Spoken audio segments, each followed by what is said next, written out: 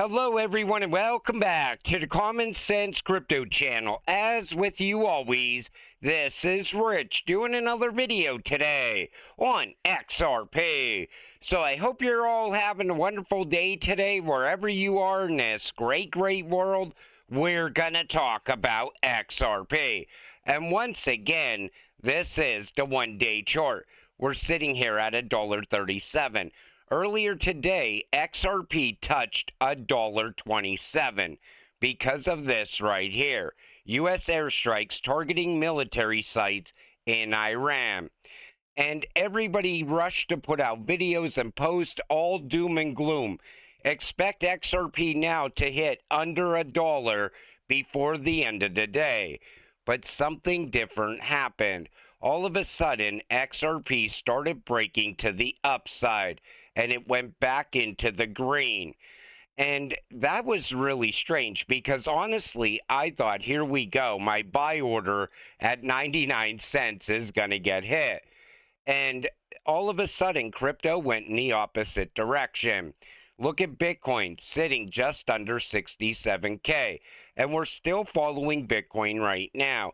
I see all these people talking about this decoupling that's happening. There's no decoupling happening right now. We are still following Bitcoin. And we need to see where Bitcoin goes from here. If the dominance starts to fall while the price of Bitcoin rises, that solidifies we are going into alt season. That is not happening right now. And everybody said Jake Claver is crazy.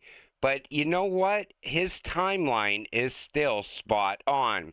He says, feels surreal to see this playing out almost 2 years to the day after releasing my first video on the domino theory.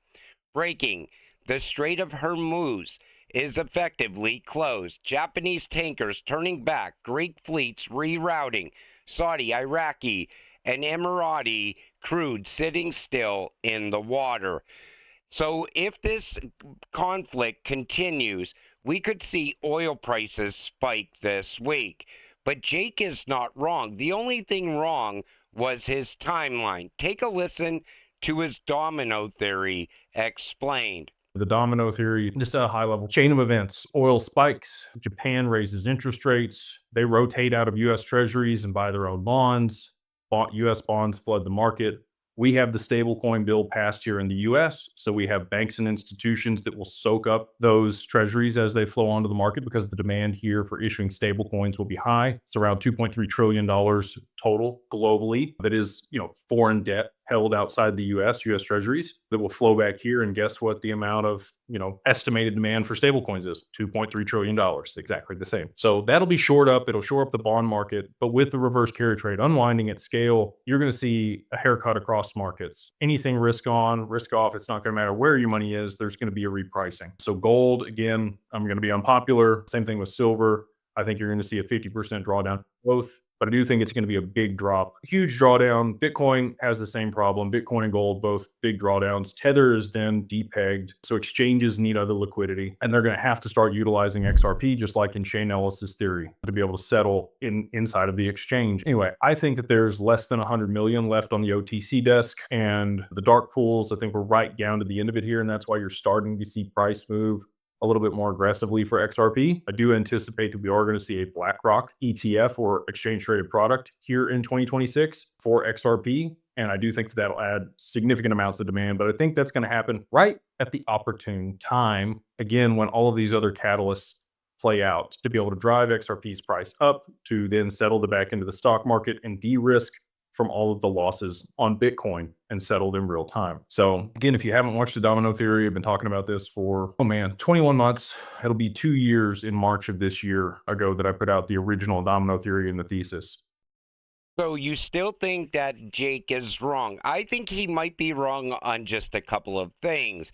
And the one thing that he definitely got wrong was the timeline. But you can't really predict these things to happen on a specific day.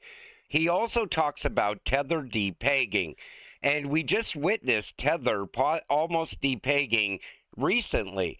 Will we see that again? And the reason that they'll choose XRP to provide that liquidity is because no one controls XRP.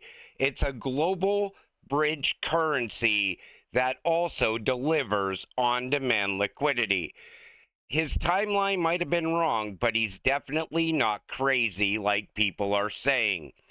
And EZA says geopolitical conflict is long-term bullish for crypto, regardless of the short-term effects, because people everywhere in the world need a safe place for their assets and a safe currency to use. Blockchain is the safe haven. He's not wrong either. You know, whenever you see something like this happen in the world, I think that something much bigger is happening in the background. I honestly believe we are now witnessing the early signs of the Great Reset. Everybody said the Great Reset has been canceled, but nobody canceled the Great Reset. It was put in motion a long time ago, long before 2020. You know, this was something they planned long before Bitcoin, and it's playing out right now. Paul Barron says, why is the administration so determined to kill retail yield? The OCC's new rule targeting stablecoin interest is the signal Congress needed to finalize its crackdown.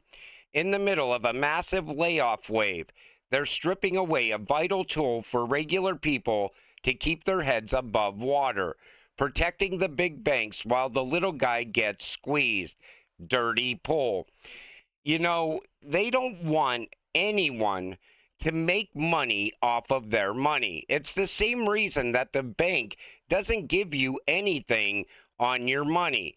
They want to keep you poor, and at the same time, they want to reap all the rewards that you should be getting on your money for themselves. You deposit your money into the checking account, then they loan that money out. They get interest off that money, and then they give you less than 1%. And then something comes along like a stable coin, and all of a sudden it offers yield, and they're like, oh no, we can't let that happen. Everybody will pull their money out of the broken banking system. And that's what's going on right now. That's what's delaying clarity and regulations in the U.S. Brad Garlinghouse says, the door to a deal is wide open. The banks just need to act in good faith and walk through it. So imagine, now with this conflict going on in Iran, they pass the Clarity Act in the background. That market structure bill gets passed. That would just show you that all of this was pre-planned. Is it going to happen? I'm sure we will soon find out. South Korea fuels XRP frenzy, driving 33% of global volume. South Korea absolutely loves XRP. So think about that. Whenever you see XRP move in the middle of the night, if you're here in the United States, usually that volume is coming from South Korea. 33% of XRP trading happens in South Korea. And they love this cryptocurrency way more than Bitcoin and Ethereum. If you're still in crypto, you are a psychopath. If you're still in crypto, you are on your way to becoming a legend. Because if you held up to this point, you can definitely make it to the finish line. Because this entire cycle, it's been nothing but delay after delay. Every time the market looks so damn bullish right away, and I've said it at the beginning of video after video, it looks like we could see the next leg up here. What happens? All of a sudden, something happens in the world, and the price comes down again. If you made it through all of this, you will make it to life-changing money. The face melting phase is next. Even if we follow the yellow downside trajectory, it may become the opportunity of a lifetime to accumulate more XRP. The real face melting phase won't reward comfort. It will reward those who endure pain first. many still don't fully grasp the principle. No pain, no gain. So Greg is saying that we could see more downside before we see that breakout to the upside. Now, his timeline on this chart puts us out into 2027 before we bounce, or the end of 2026. I think it's going to start sooner. So many things are on the verge of happening right now. It all starts with regulations. Once they get past, that's it. The floodgates then open for XRP. But it's not going to be a day one event. I always tell people that because you have all these people out there. The second the president signs it, XRP is going to $100 plus. At first, I think you're going to see that sell-off before we see the breakout. XRP market cap signals massive upside. $11 target is in sight. They're talking about the XRP market cap chart, which you see right here. So this descending wedge that we've been in is due for a breakout, due for a rebound at some point. And once that rebound comes, that's going to start to push the price of XRP up. And as that's happening, I think we won't only see $11. I think we're going to see more like a good push up above $12, $13, $14, then maybe a pullback, and then the next push will push us even higher, most likely somewhere around $40 to $60. But on a more bullish prediction, I would say that most likely gets us closer to 3 digits. It depends on what happens leading up to the breakout.